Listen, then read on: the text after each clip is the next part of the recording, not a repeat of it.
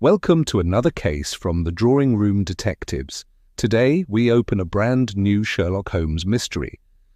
When a string of high-profile thefts bewilders the authorities, Holmes perceives a deeper pattern. What begins as a puzzle of stolen heirlooms soon draws him and Dr. Watson into the gears of secrecy and power. Now settle in and let the mystery begin. Chapter 1. The curious case of the ticking distraction. It was upon my return from a short medical conference in Birmingham that I found my old quarters in Baker Street in a state of peculiar disorder. The familiar odour of tobacco hung in the air, but mingled with it was the sharper tang of oil and metal filings. Holmes, cross-legged upon the hearthrug, was entirely absorbed in a litter of newspaper clippings and curious fragments of mechanism which lay scattered upon the carpet about him.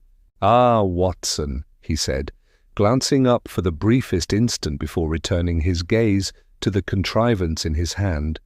"Your timing is precise. Pray shut the door gently. I have no wish for draughts to unsettle this little monster." I confess that the monster appeared to me nothing more than a small brass box, furnished with a dial and a set of minute cogs that whirred in steady rhythm. To Holmes, however, it was evidently the very centre of the universe. He held it up to the light, his keen grey eyes glittering with interest. "You returned to find me with a puzzle, Watson," he continued. "While you were discoursing on ailments and remedies, London has been entertaining itself with a succession of singular thefts." I seated myself in my accustomed chair and cast an eye over the clippings strewn upon the table. They bore headlines from several journals: Treasury bonds stolen from Lombard Street safe, Daring jewel theft in Belgravia, and Mystery of the Mayfair watchroom. Each article, I soon noted, made passing mention of some trinket of clockwork left behind by the intruder. "Devices of unusual workmanship," Holmes remarked, reading my thoughts. "Not trophies, not signatures, but something else altogether." Before I could frame a question, Mrs. Hudson ushered in Inspector Lestrade of Scotland Yard. His brisk tread, his hat held tightly beneath his arm, and the furrow across his brow told us that his errand was of no ordinary nature. "Good evening, Mr. Holmes. Dr. Watson," said he, taking the chair which I hastened to clear for him. "You may already have seen the evening papers, but I have come directly from Lord Whitmore's residence in Mayfair. A watch of considerable antiquity has been abstracted from his study. It is not the value alone, but the importance of the owner, which gives the matter its gravity." "And it seems the intruder left you a consolation prize," said Holmes, indicating the brass device in his hand. Lestrade started. "You know of it already?"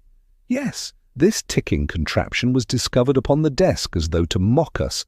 My men have examined it from every angle, but it defies explanation. I thought of you at once." Holmes rose and placed the device upon the mantelpiece, where it ticked softly, like the beating of a tiny heart.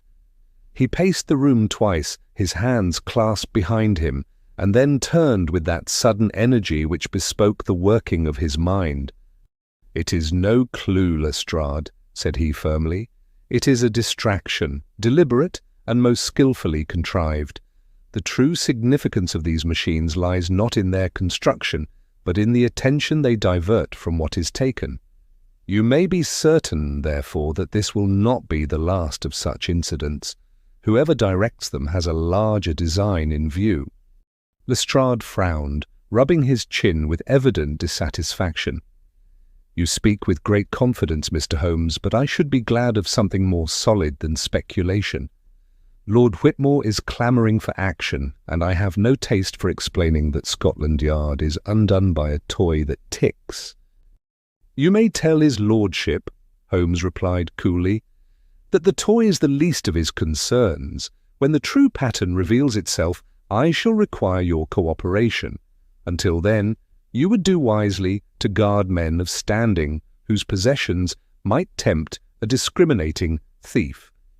The inspector made a gruff sound which might have been assent or frustration, and soon after took his leave.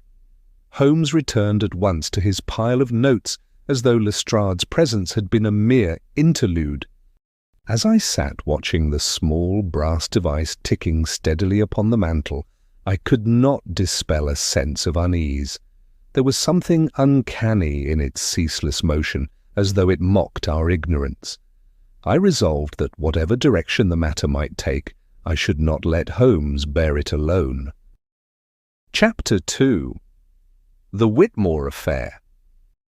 On the following morning, Holmes and I took a cab to Mayfair, where Lord Whitmore's residence stood, in a street of sombre dignity.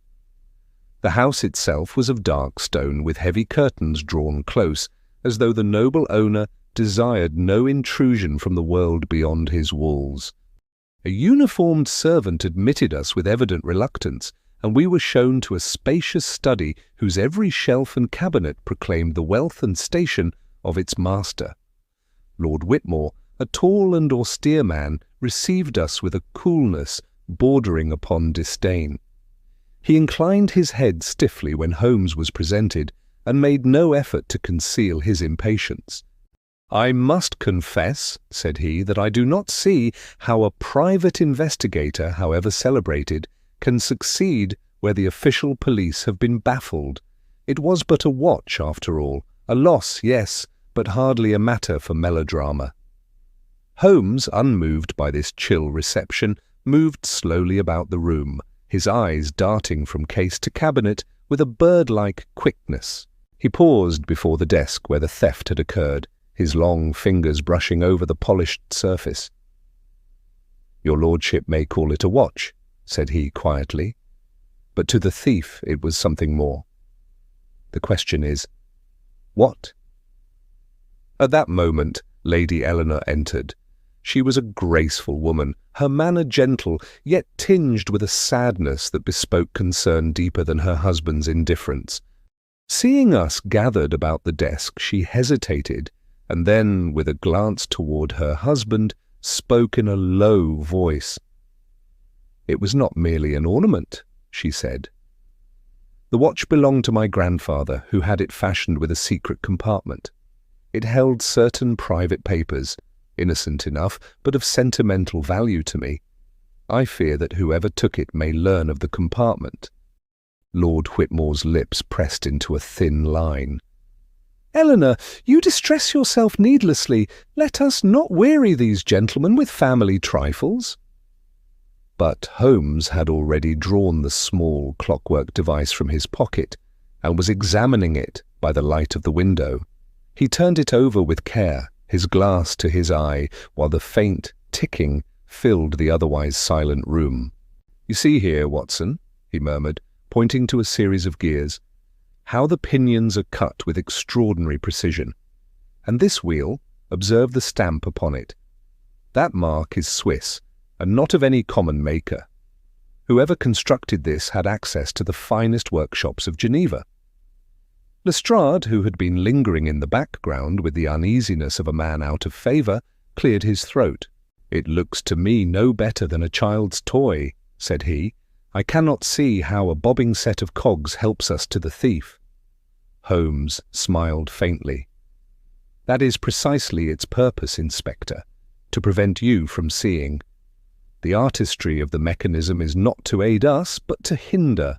Yet even an attempt at misdirection leaves its trace, and we must follow it." He replaced the device in its wrapping, slipped it into his pocket, and bowed politely to Lady Eleanor, who alone of the household seemed truly grateful for his interest. Lord Whitmore, on the other hand, ushered us out with an air that suggested our presence had already outstayed its welcome. As we descended the broad staircase, I could not help remarking upon the contrast between husband and wife, the one proud and dismissive, the other anxious and candid. Holmes, however, was silent until we reached the street, where he hailed a cab with sudden decision. "There is a man in Lambeth," said he, settling into the seat beside me, "a professor of no small reputation in the study of horology. If these devices are to be understood, it is through his eyes that we must first regard them." And with that we rattled away through the busy London thoroughfares, the ticking of that strange contrivance still echoing in my ears. Chapter 3. The Horologist's Secret. Our cab bore us southwards across the river to the district of Lambeth, where industry and poverty existed side by side in endless rows of grimy dwellings and smoke-begrimed workshops. It was to one such workshop, set back in a narrow yard behind a shuttered storefront, that Holmes directed our driver. The sign above the lintel bore the name Professor Archibald Finch, mechanician and horologist. The interior was a dim, cluttered place, smelling strongly of oil, varnish, and the peculiar metallic tang that clings to a watchmaker's trade. Shelves sagged beneath the weight of half-disassembled clocks, curious automata, and jars of tiny brass gears that glittered like dull gold in the low light. At the far bench, a man of stooping figure and silver hair bent intently over a magnifying glass. He did not look up until Holmes laid a hand upon the counter. "Professor Finch, I believe?" The old man started as though a spring had been suddenly released, and peered at us with eyes reddened by long hours of close labour.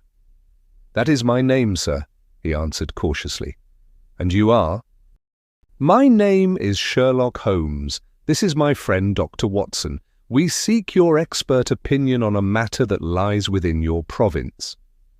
At the sound of that name, a shadow seemed to pass across the professor's worn features. Yet he gestured stiffly for us to approach, and Holmes, with a flourish, produced the small device we had brought from Whitmore Manor. Finch regarded it for a long moment without touching it, his lips tightening. "A curious piece, is it not?" said Holmes lightly. "Remarkable workmanship, though not intended for the ordinary market. You must know the hand that fashioned it." For the first time Finch reached forward, but even then he handled the mechanism gingerly, turning it this way and that. I observed a faint tremor in his long fingers as the gears clicked softly beneath his touch. "It is not my work," he muttered at last. "But you recognize it?" Holmes pressed. The professor's eyes flicked upward, meeting Holmes's keen gaze for the briefest instant before slipping away again. "There are perhaps 2 or 3 men in Europe capable of such precision," he said evasively. "The gearing is Swiss, certainly. The design, unusual, but I cannot say more." Holmes leaned one elbow on the bench, his expression one of studied nonchalance. "And yet, Professor, you betray yourself by your very reluctance. To a man of your craft, such a device is as distinctive as a signature. You know whose hand has wrought it." Finch's shoulders hunched defensively. "You ask me to endanger my reputation, perhaps even my safety? I am but a humble mechanician, Mr. Holmes. Leave me to my clocks and my solitude." Before Holmes could reply, the workshop door creaked open, and a fresh-faced constable entered, his boots leaving damp prints upon the floor. He touched his helmet respectfully. "Constable Evans, sir," he said to Holmes, whom he seemed to recognize at once. "Inspector Lestrade bade me attend here, in case assistance was needed. All is in order, I trust?" Holmes gave a slight nod, but Finch's irritation flared. "Must I suffer interruptions from every quarter? Young man, your presence is neither requested nor desired." Evans coloured, yet stood his ground.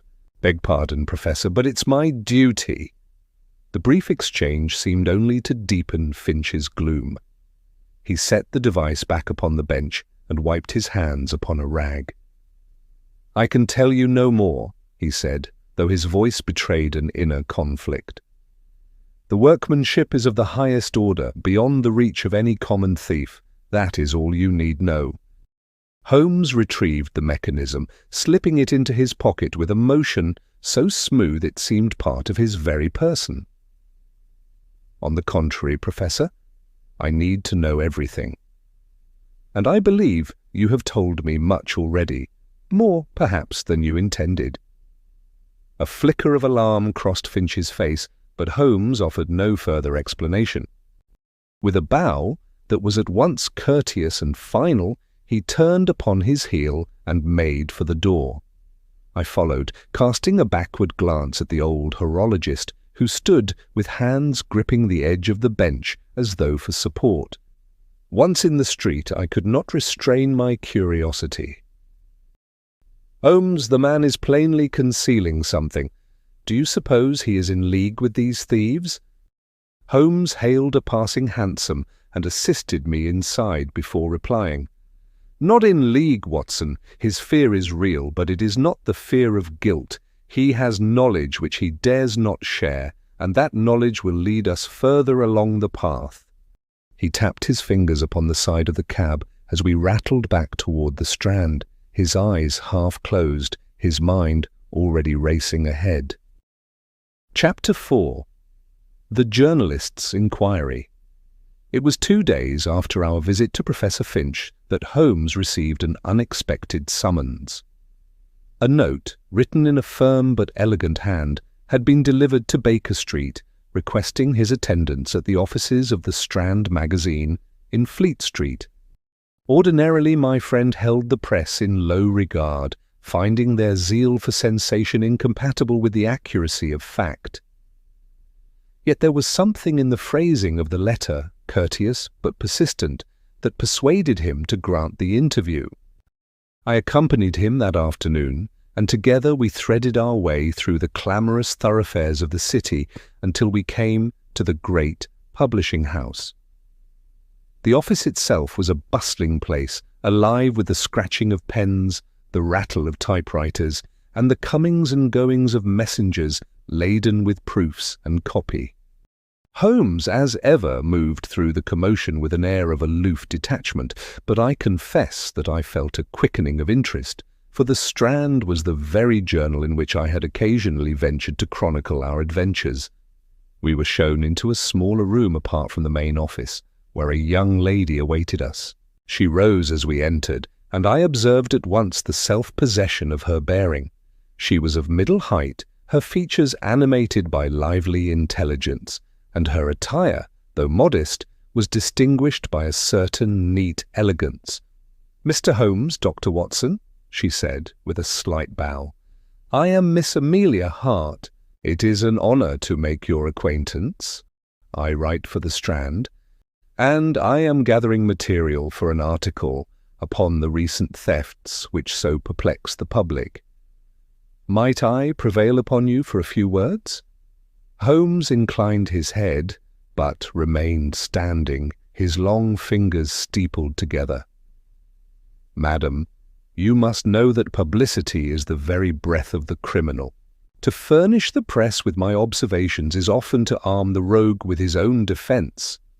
Miss Hart's eyes flashed with a mixture of amusement and determination. "And yet, Mr. Holmes, silence breeds rumour. If the truth be withheld, the public will supply invention in its place. Surely it is better that an authoritative voice should be heard." Holmes regarded her for a long moment, his expression unreadable. At length he seated himself, drawing his chair close to the window, where the pale afternoon light fell upon his sharp features. "Very well," said he. "You may put your questions, and I shall answer as prudence permits." Thus encouraged, Miss Hart drew a small notebook from her reticule and began, "These curious devices which are left at the scenes, are they the work of a mere eccentric, or do they serve a larger design?" Holmes's gaze drifted to the street below, where cabs clattered over the stones. "To call the perpetrator a thief is to misstate the case," he said at last, his voice low and deliberate. "He is less a thief than a messenger. The true object lies not in what he takes, but in what he leaves." The words hung in the air like a cipher awaiting its key. Miss Hart bent eagerly over her notebook, scribbling them down, while I found myself pondering their implication. "And will you, Mr. Holmes, pursue this messenger until his errand is revealed?" she asked. Holmes smiled thinly. If he continues to employ so singular a method, he cannot escape observation for long, but I shall not write his confession in advance." Our visitor closed her notebook with an air of satisfaction, though I thought I detected in her glance a lively curiosity that went beyond the mere gathering of copy. She thanked Holmes warmly, then turned to me with a courtesy that was most engaging.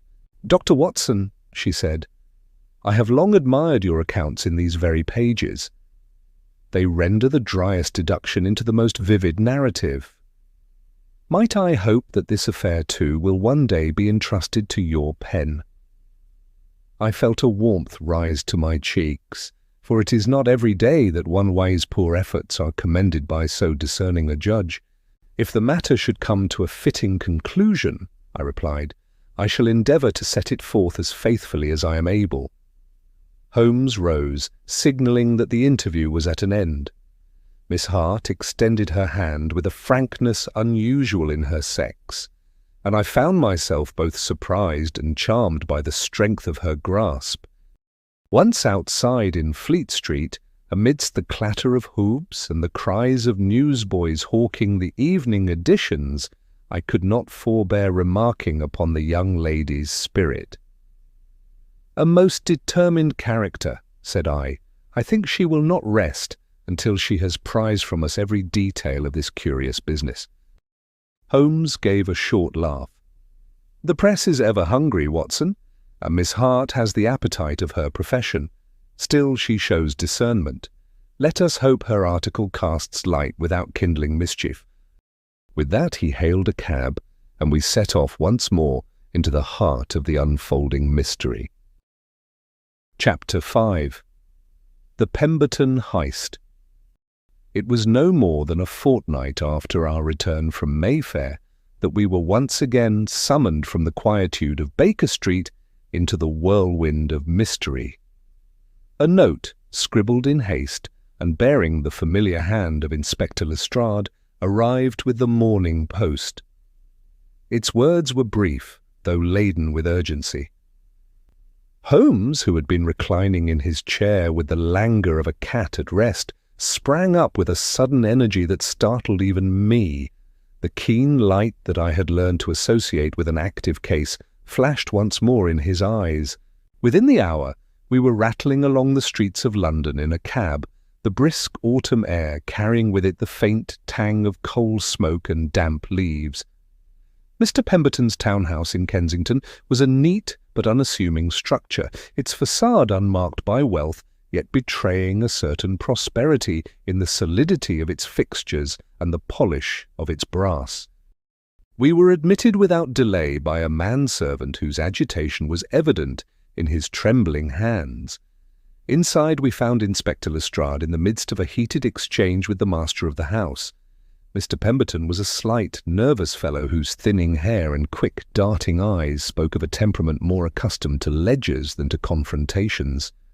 He greeted us with a distracted bow, tugging at his waistcoat as though to steady himself. "My ledger, Mr. Holmes, vanished, spirited away under my very nose," he exclaimed. "And in its place, this devil's toy." Upon a writing desk of handsome mahogany, there rested a small clockwork automaton. It was no more than the height of a teacup, fashioned in the shape of a prancing horse. Its limbs jerked with uncanny precision, driven by a mechanism of interlocking cogs. At intervals, it emitted a faint, ticking hum, as though mocking its own unnatural vitality. Holmes bent low, his thin fingers brushing delicately over the brass surface.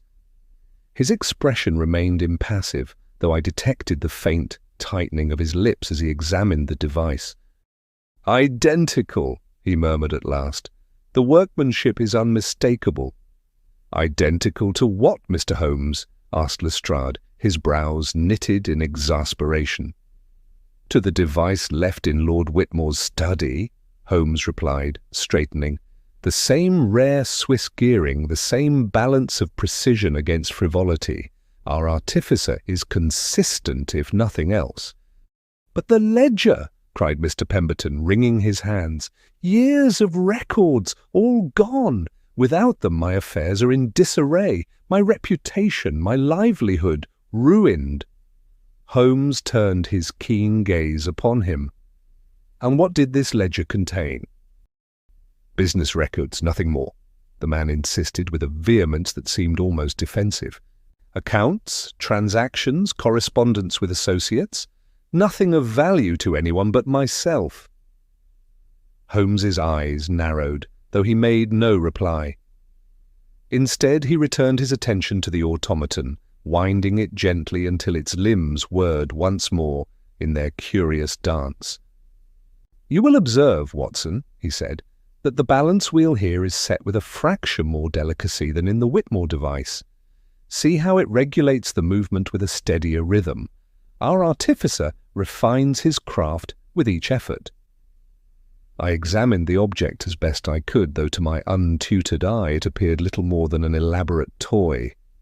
But to what purpose, Holmes? Surely no common thief would trouble himself with such contrivances. Holmes smiled faintly, though his eyes remained distant. "Purpose, my dear Watson, is the very heart of the matter. A thief who leaves behind objects of greater workmanship than that which he steals is no thief in the common sense." Lestrade, shifting impatiently, snapped shut his notebook. "All very clever, Mr. Holmes, but I have a crime to solve, not an exhibition of Swiss clockmaking, if you've any practical advice." Holmes interrupted him with a raised hand. "Patience, Inspector. We tread a path laid with distractions. To rush forward without regard for the hand that guides them is to stumble in the dark." Mr. Pemberton, still wringing his hands, interjected in a plaintive tone. "Then you believe the theft's connected, Mr. Holmes? That I am not alone?" Holmes regarded him with a measured look. "Indeed, sir, you are but one voice in a growing chorus. And if I mistake not, the melody is far from finished." As we departed the townhouse, the weight of Holmes's words settled upon me with ominous gravity. The strange devices, the vanished treasures, the anxious faces of men who swore they had lost nothing of value, all formed a puzzle whose outline was only beginning to emerge. Holmes, seated beside me in the cab, remained silent for some time, his gaze fixed on the shifting streets beyond the glass. At last, he murmured, almost to himself, "A horse to mock a ledger, a clock to mock a watch, each device a shadow of what it replaces." I confess that I could make little of his observation, yet I knew enough to remain silent. The mind of Sherlock Holmes worked in channels unseen by common men, and it was not for me to interrupt its course. Thus ended the Pemberton affair, or rather, thus it began, for it was plain to me that this curious series of thefts had not yet reached its climax, and that darker revelations awaited us still. Chapter 6. Mycroft's Warning. It has ever been one of Holmes's peculiarities that when a case touches upon matters of unusual delicacy, he will sometimes turn, not to Scotland Yard, nor even to the official records of Whitehall, but to the singular repository of knowledge which is his elder brother. Mycroft Holmes, as I have had cause to remark elsewhere, was in many respects the greater mind of the two, though indolence and an aversion to field work had confined him to the club chairs and committee rooms of London rather than the bustling streets and back alleys where Sherlock thrived. On that dreary afternoon, therefore, I was not surprised when Holmes, after a prolonged silence during our drive from Kensington, directed our cabman to Pall Mall. There stands the Diogenes Club, that most curious of institutions, where the rule of silence is so stringently enforced that even a cough or clearing of the throat is looked upon as a breach of etiquette. Within its walls, Mycroft was to be found at almost any hour, reading, dining, or staring vacantly at the fire with a placidity that belied his extraordinary faculties. We were admitted with the usual nods of recognition and conducted to the stranger's room, for conversation of any kind is forbidden in the main hall. There, in a deep armchair, we discovered Mycroft portly, immovable, and imperturbable as ever, his eyes half closed, a document balanced lightly upon his knee. "Ah, Sherlock," said he without rising, his voice carrying that peculiar blend of courtesy and detachment which was his habit. "And you, Doctor, pray sit. I had thought it merely a matter of time before you appeared." Holmes wasted no words. "You are aware, then, of these peculiar thefts?" A faint smile flickered across Mycroft's broad features. "I am aware of many things, Sherlock. Some of them it is expedient to discuss. Others, less so." Holmes seated himself opposite his brother, his piercing gaze fixed upon him. "Come, Mycroft.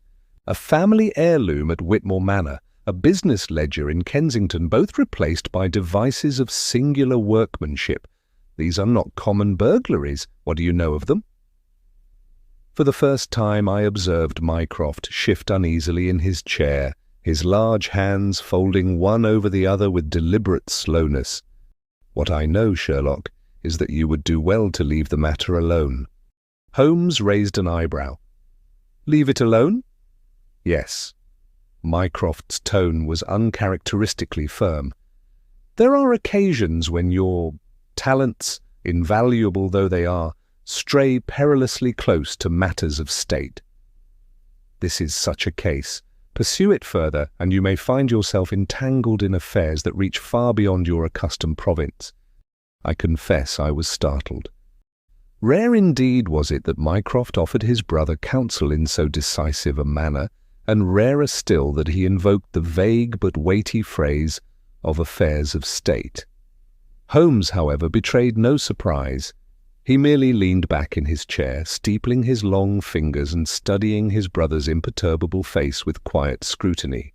"National security, then," said Holmes softly. "That is the veil you would draw across my eyes." Mycroft's only reply was the faintest inclination of his head. "And yet," Holmes continued, his voice sharpening, "these thefts are not of state papers, nor of codes, nor of arsenals. They are of private property, watches, ledgers, trinkets, and, in their place, devices that serve no apparent end. Where, pray, is the national peril in such trifles?" For a moment Mycroft's composure seemed to falter, as though he weighed the wisdom of candour against the safety of silence. At length he said, "I cannot answer you, Sherlock. To do so would be to betray confidences that I am not at liberty to break, but I urge you drop this matter, turn your intellect elsewhere. There are forces moving here that even you may not outwit." Holmes's eyes gleamed with that peculiar light I knew so well. "And suppose, Mycroft, that I choose to disregard your warning?"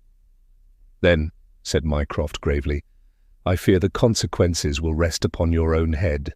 The silence that followed was tense and prolonged. At last Holmes rose with a faint smile that was more of resolve than of mirth. "Very well, brother. I thank you for your hospitality. Come, Watson." As we stepped once more into the bustle of Pall Mall, I could not refrain from voicing my misgivings. "Holmes, if your brother, who is seldom wrong in these matters, advises caution, should you not heed him? We have faced peril before, but never under the shadow of such warnings." Holmes drew his coat more tightly about him against the chill wind. "Mycroft sees the world through the lens of the state, Watson, while I see it through the lens of reason. If a danger exists, then it is all the more vital that we understand it. To retreat now would be to abandon the field to ignorance." He spoke no more as we made our way back toward Baker Street, yet I could sense the workings of his restless mind.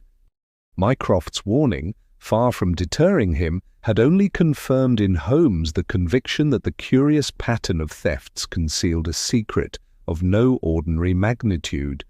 and so, with a foreboding I could not entirely quell, I recognized that the mystery had passed from the realm of mere curiosity into that of profound and perilous consequence. Chapter 7. The French Connection. The morning after our encounter with Mycroft, Holmes was in a state of unusual animation. Far from deterring him, his brother's admonition seemed only to have sharpened his appetite for inquiry.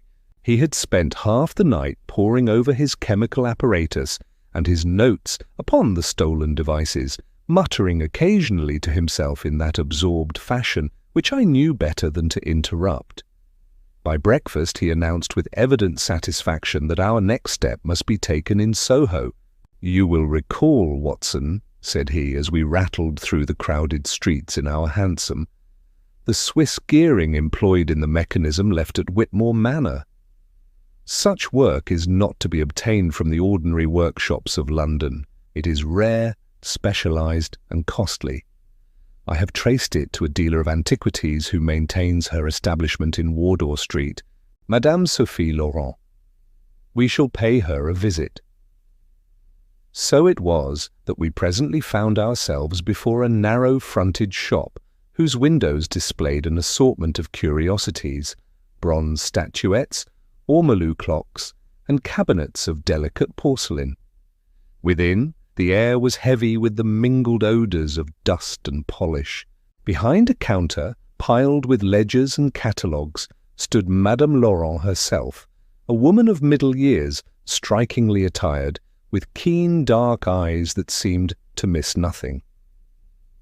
"Monsieur Holmes," she said, with a slight accent and a smile that was both courteous and guarded.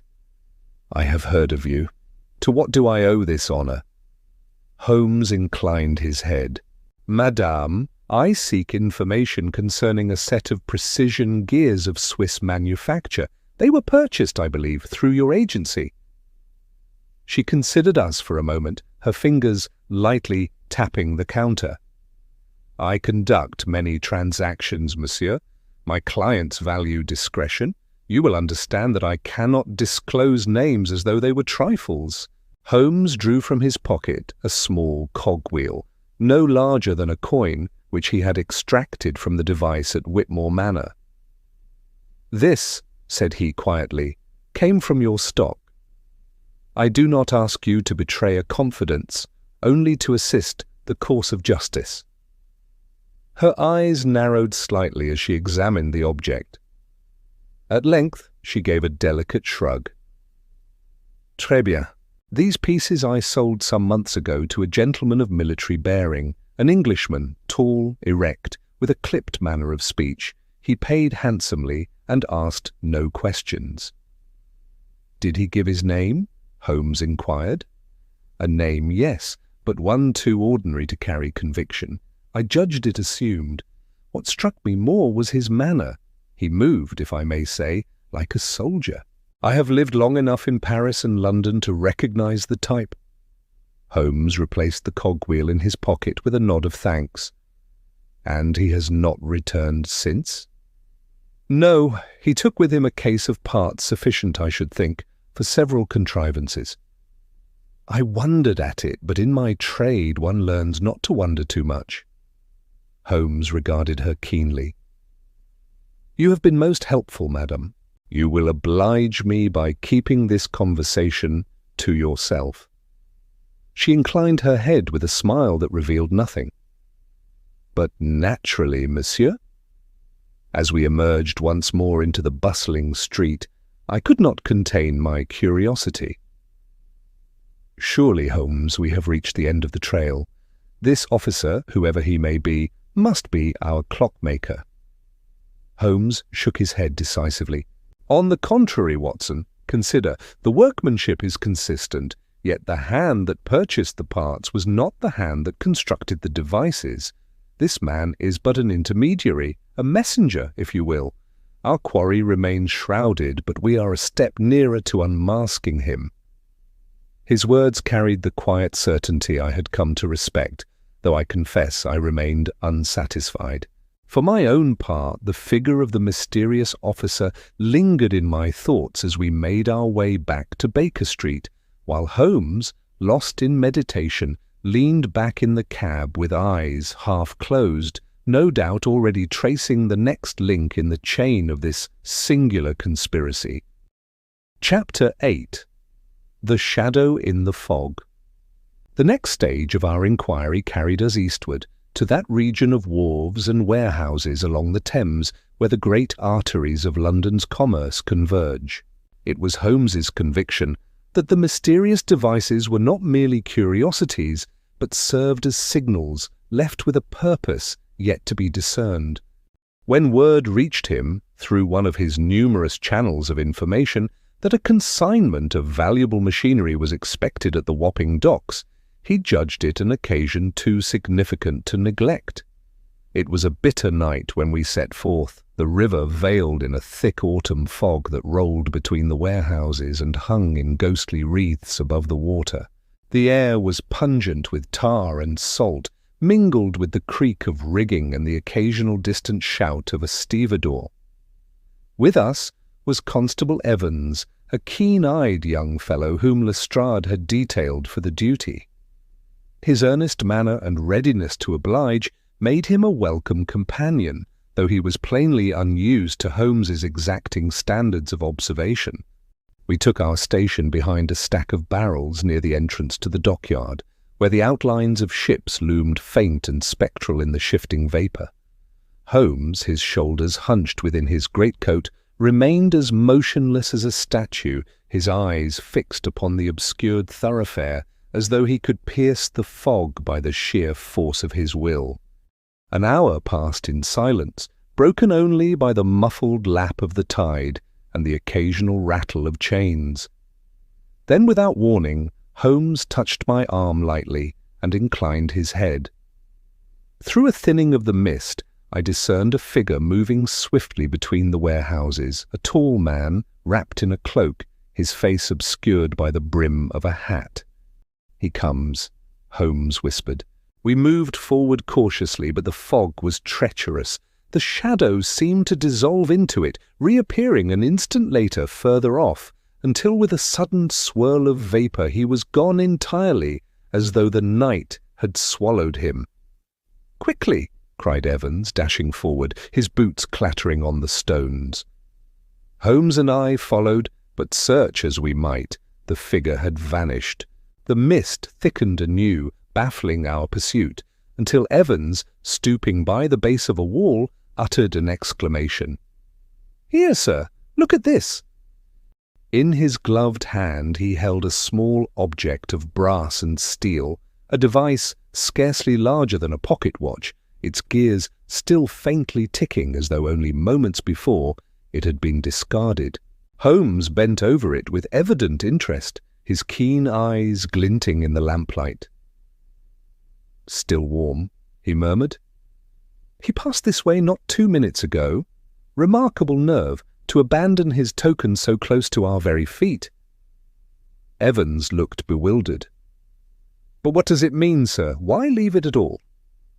Holmes slipped the device into his pocket. "That, Constable, is the very question.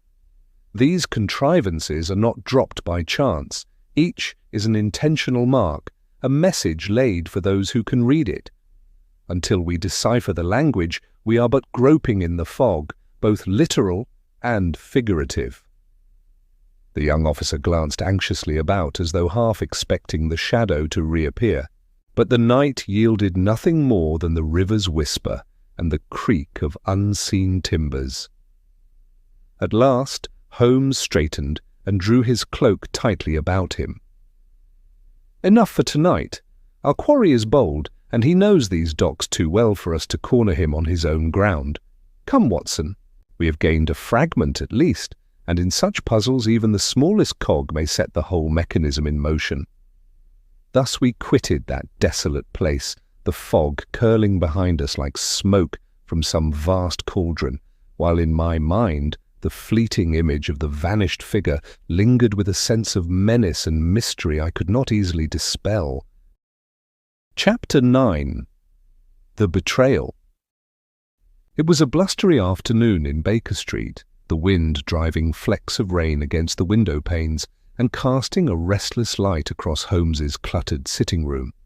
My companion was sunk in his armchair, pipe in hand, his eyes fixed on the small brass cogwheel he had been studying since morning. I had come to expect these long periods of silence when some matter gripped his mind, yet even I was startled when a sharp rap sounded upon the door, followed by Mrs. Hudson's voice announcing the arrival of Miss Amelia Hart. The young journalist entered with her usual brisk step, her expression one of nervous determination. She carried a leather satchel close to her side, and I fancied she regarded both Holmes and myself as though weighing how much of her discovery to reveal. "Mr. Holmes," she began, inclining her head with professional courtesy, "I trust you will forgive this intrusion. I come with information I could not entrust to mere ink and paper." Holmes gestured for her to sit, his keen gaze never wavering. "You have chosen wisely, Miss Hart. Pray, enlighten us." She opened her satchel and drew forth a small folder of papers, spreading them carefully upon the table. "It concerns the Whitmore affair. I have reason to believe that the watch reported stolen was not in fact the genuine heirloom, but a forgery planted to conceal another matter entirely." I could not suppress a murmur of surprise. "A forgery, you say? But for what purpose?" "To obscure a blackmail scheme," she replied steadily.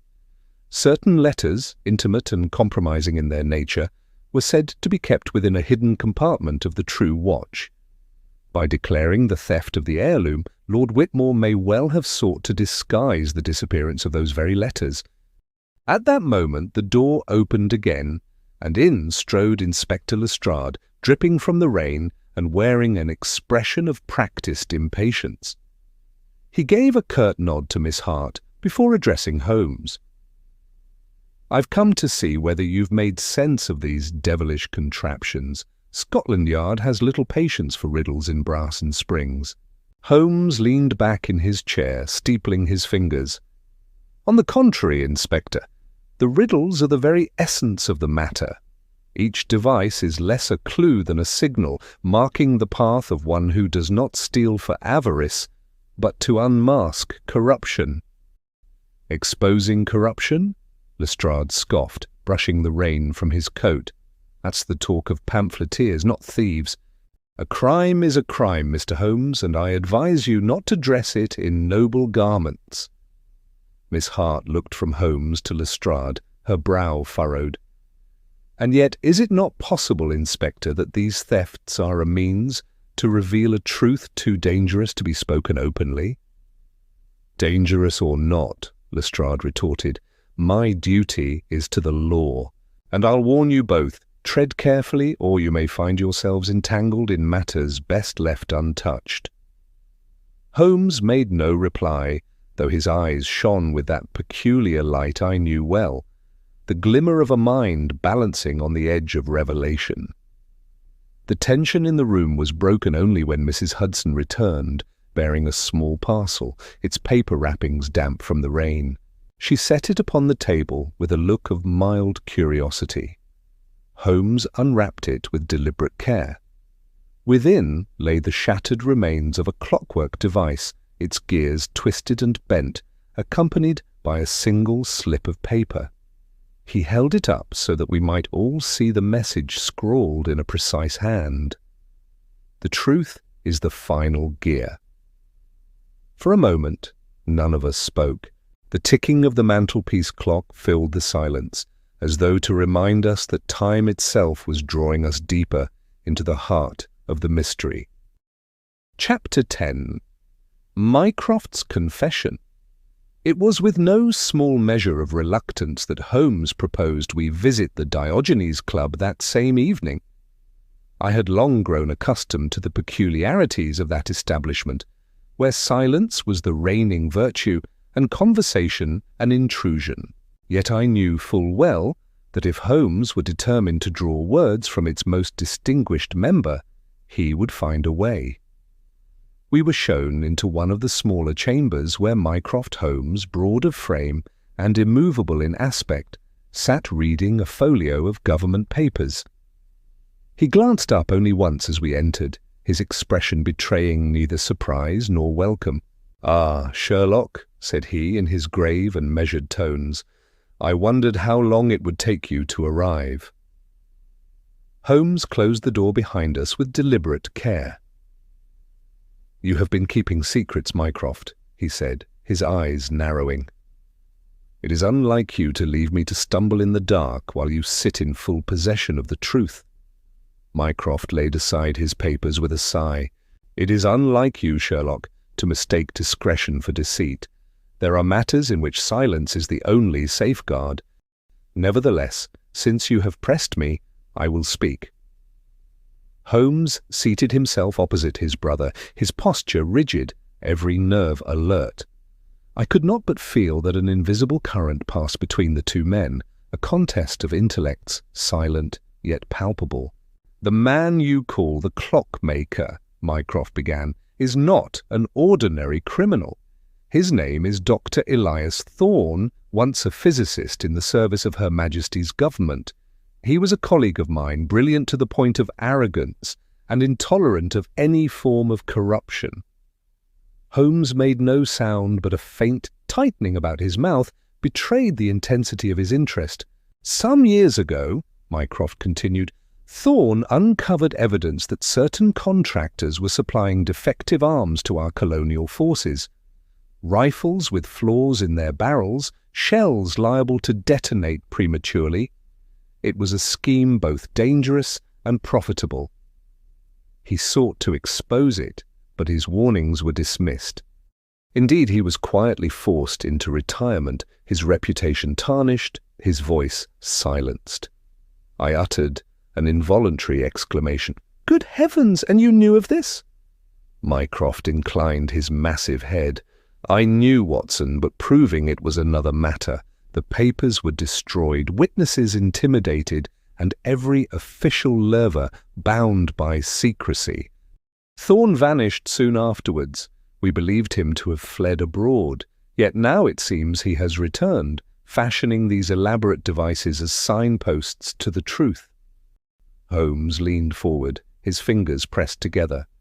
"So the thefts are not thefts at all, but messages, each object taken, each mechanism left behind, a breadcrumb in a trail meant to lead us to the conspiracy." "Precisely," said Mycroft, but do not mistake his aim. He is not merely seeking redress. He courts danger on a scale neither of you can yet conceive.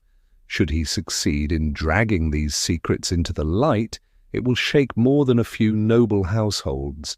It will rock the very edifice of government." Holmes regarded his brother with unblinking eyes.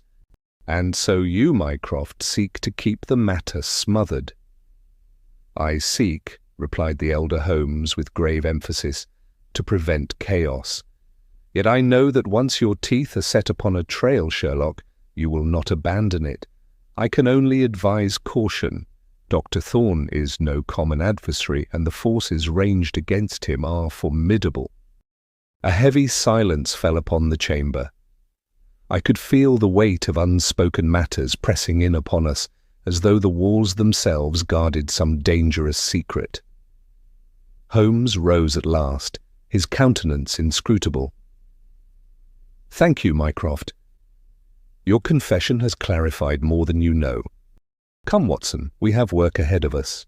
And with that, he strode swiftly from the room, leaving his brother gazing after him with the immovable calm of a man who sees the inevitable approaching, yet makes no effort to hinder it. Chapter 11. The Clockmaker's Gambit. The evening that followed our interview with Mycroft was spent in silence, for Holmes remained sunk in his chair, his eyes fixed upon the fire, as if he sought within its embers the final pieces of his puzzle. It was not until the following morning, when he roused me with abrupt energy, that I learnt his conclusion. "The Tower, Watson," said he, tightening the strap of his satchel. "The Tower of London holds what Thorne seeks. The documents were not destroyed but hidden. he will make his final move there. By dusk, we found ourselves threading through the mist-laden precincts of that ancient fortress. Constable Evans had secured us entrance, and Lestrade, grim and impatient, accompanied us with visible skepticism. We ascended the winding stair of the old clock tower, its stones echoing with the weight of centuries, until we reached the chamber where the great mechanism ticked with ponderous regularity. It was there, in the dim half-light, that we discovered a solitary figure bent over the gears. The man straightened at our approach, his gaunt frame outlined against the window. His eyes, bright with a fervid intensity, fell upon Holmes. "Dr. Elias Thorne," Holmes said quietly. "The trail ends here." Thorne inclined his head. "Ends?" "No, Mr. Holmes, it begins. Each device, each token has pointed to this place. The tower guards more than its jewels. It guards truths too heavy for statesmen to bear." I confess my heart quickened as he drew from his coat a small automaton, its delicate wheels glinting. He set it upon the stone sill, where it ticked with uncanny vitality. "This," he said, "is not a weapon, but a voice. With it, I will force the truth to speak." Holmes regarded him with a composure I envied. "You have been wronged, Thorne, grievously so. Yet to hurl open these doors may destroy more than those who deserve it. Innocent lives stand to suffer." The man's face twitched, torn between passion and despair. "Better the innocent suffer than the guilty prosper. I cannot stand idle whilst corruption festers." Holmes stepped forward. "There is another way. Place the evidence in my hands. I promise it shall not be lost to silence." For a moment I believed Thorne wavered. His long fingers hovered over the device, as if to still its ticking. At that instant the stairwell clattered, and Lestrade burst in, revolver drawn. "Stand where you are," he barked. "In the name of the law." Thorne's eyes flashed. With a sudden motion he cast the little machine into the shadows and darted to the casement. Before we could seize him, he had slipped into the fog, vanishing as completely as though the night had swallowed him whole. Lestrade cursed and made for the stairs, but Holmes restrained him. "No, Inspector. He's gone. Let us content ourselves with what remains." Among the gears of the abandoned device, Holmes found a roll of papers, tightly bound and bearing the seals of the War Office. His lips pressed together as he examined them. "The proof, Watson. Thorne has left us enough." Later, in Baker Street, we learned that Mycroft had secured the documents and ensured they would never reach the public eye. "For the preservation of the realm," he said, with the calm finality of a man who would not brook argument. Holmes stood at the window long after he had departed, the lamplight glinting on his sharp features. "Justice and the law, Watson," he murmured at last. "Too often they march to different drums." I could not answer him. The image of Dr. Elias Thorne, a lonely figure against the fog, lingered in my mind, a man branded a criminal, yet carrying the burden of a truth too perilous to utter. Epilogue. It was some months before I could put pen to paper concerning the affair of the clockmaker, for the memory of it weighed more heavily upon me than most. Unlike the tidy conclusions of certain cases, this business left behind a haze of uncertainty, as though the fog of that evening at the Tower still clung about my thoughts. Of Dr. Elias Thorne we heard no more. Rumour placed him on the continent, others whispered of his death upon some nameless quay, but Holmes maintained that he lived, a restless wanderer burdened by his knowledge. "Such men," he observed one night, "do not perish easily. They are kept alive by the very fire that consumes them." The papers discovered within the mechanism never saw the light of day. Mycroft's hand lay heavy upon them, and the public remained ignorant of the scandal they contained. Yet there were occasions when I watched Holmes pacing the sitting-room in silent thought that I wondered whether secrecy had served the cause of justice, or merely of expedience. For myself, I could not help but feel a measure of sympathy for the fugitive. In his zeal, Thorne had placed himself beyond the law, but his purpose had not been ignoble. He had sought to strike a balance between truth and silence, and in failing, he had vanished into history's shadow. Thus it was that the case closed not with triumph, but with ambiguity, a reminder that even Holmes, with all his brilliance, could not command the tides of politics and human frailty. And so concludes The Clockwork Conspiracy, a tale not merely of stolen treasures, but of secrets wound tight within the ticking engines of empire. If this story of intrigue and invention stirred your curiosity, we invite you to subscribe and share it with fellow admirers of Holmes and Watson. And to our ever-growing circle of detectives, let us know in the comments what time and date this story reached you. Until we meet again, keep your senses sharp, your reason steady, and remember, in the hush between the ticks of the clock, the truth is often waiting to be heard. Good night.